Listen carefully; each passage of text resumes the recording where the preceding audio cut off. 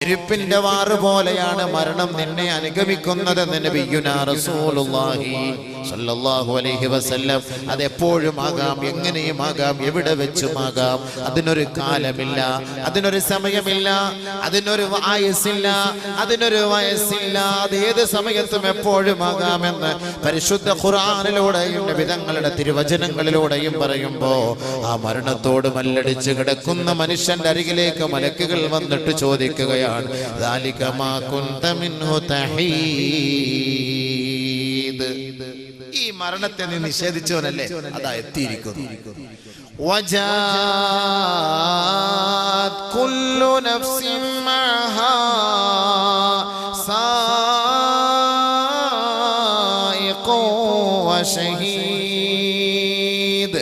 മരിച്ചു കഴിഞ്ഞാൽ അവനെ കൊണ്ടുപോകുന്നത് അല്ലാഹുവിന്റെ ദർബാറിലേക്കാണ്. പിന്നെ അവന്റെ അവസ്ഥ